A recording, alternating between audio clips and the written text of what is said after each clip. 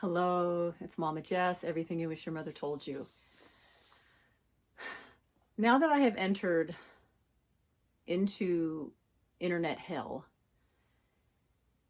and I'm trying to understand the young people's lives, it is astonishing how many lies I have to navigate within like an hour's worth of viewing through the advertisements, the nonsense from the peers of the younger people, the lies from older kind of manic amped people telling you something bizarre, and they're saying eggs and oatmeal and the orange juice, all these things are just horrible for your health. And it's like there's just so much nonsense. It's indescribable. So I feel like I'm like running out ahead, like, oh no, there's another lie. I have to run out ahead and I have to tell, the sons and daughters of this country, don't listen to this. This is a lie. Lies will put you in bondage. Lies will make you a slave. Lies will keep you from life.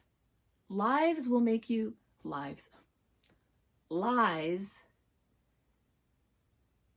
will make you become dependent on stupid people and give your money to people.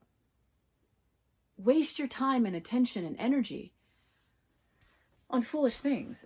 So the latest has been an ad, and I've got the song stuck in my head, and it goes like this. This is how the brain of a procrastinator functions compared to a high achiever. The first thing about it, I used to be a high achiever, and I was also a procrastinator at the same time. Most people I know who are procrastinators, they're very good at other things that they never procrastinate with. Think of an addict. They're very good at drinking a lot of alcohol. They never procrastinate with that. They don't procrastinate with watching filthy movies. Maybe some people are extreme sports and they never miss a surf session. But then the rest of their life, they're avoiding all of their responsibilities. So, I'm not convinced that it's anything other than being selfish. You just do whatever you want to do.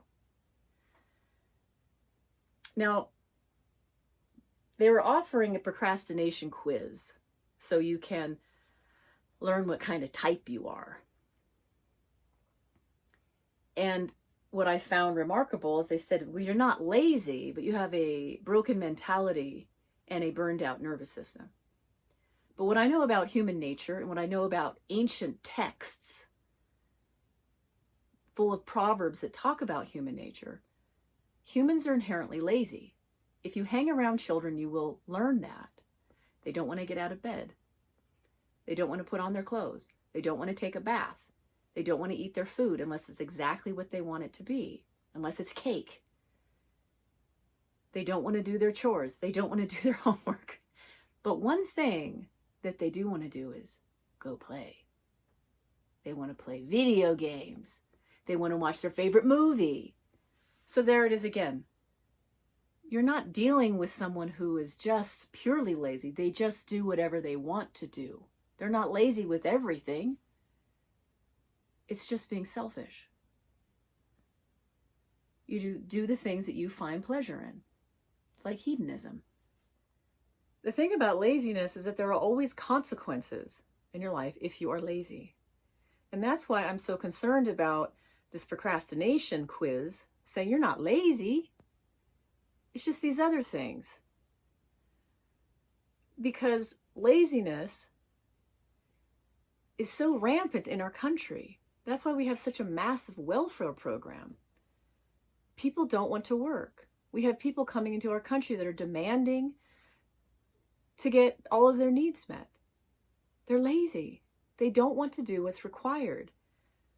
So if we decide suddenly that there's no such thing as human laziness, and now it's all just some kind of broken mentality and mental illness causing this, no one's going to acknowledge that there are severe consequences to it, and they're going to expect someone to pay for them. Hence, American taxpayers are exhausted paying yet for another individual who supposedly has some kind of mental illness, and it's not called laziness. It's some kind of broken mentality with a burned out nervous system. And the consequences of laziness aren't always something in the practical world. Like you didn't want to go to your job, so you don't have money, so you didn't pay your bills. The consequences of laziness can actually be feelings. You can start feeling anxious. You start feeling depressed because you have a responsibility that you need to take care of and you're not doing it. I know this culture has taught the young people that you're not actually ever doing anything wrong, so there really are no consequences.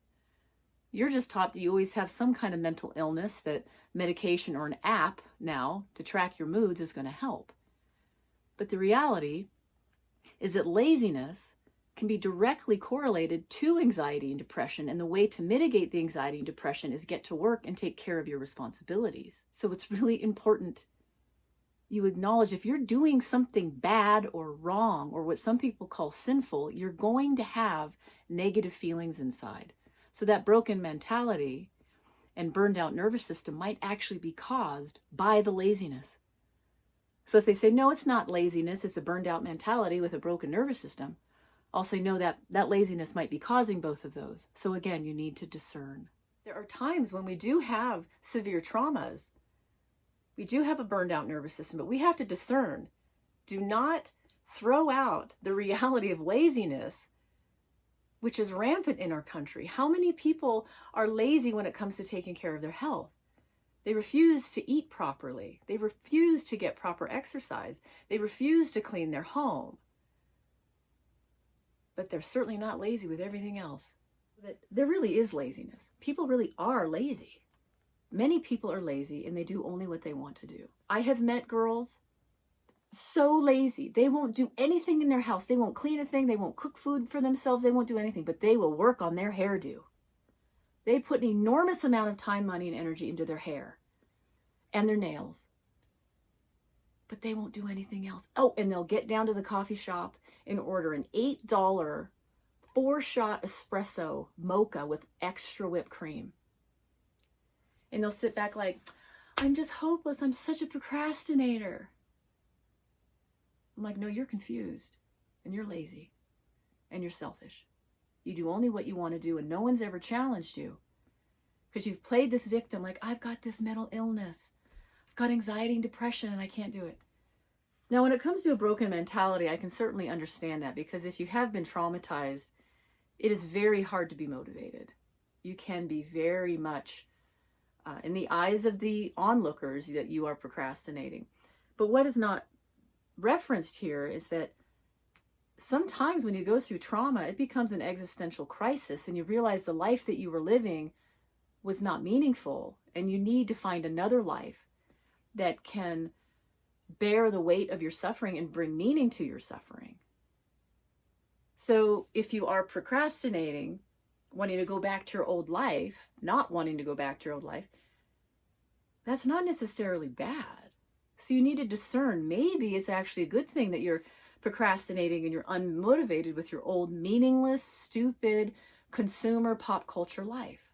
And you're looking for something more. Also, burned out nervous systems. That's going to be more and more common in our culture because everything is breakneck speed. People don't eat properly. We've got literally thousands of toxins going into our bodies. So our nervous systems are thrashed. There's so much chaos coming in our lives. We don't know how to cultivate peace. We don't know how to keep margin in our life. Everything is extreme. So yeah, you're going to have a broken nervous system. So that actually is true. I'm just concerned that there's a lack of discernment here. These are basic human behaviors that you just don't want to do certain things. But we need to discern why. But this now will wrap up my ultimate grievance with this commercial, is that they want you to get an app where you'll be on your phone more than you already are. And this app is going to track your moods. It's going to be monitoring you. And within this monitoring, which I'm so tired of, it's like we're constantly analyzing and data and charts and tracking things.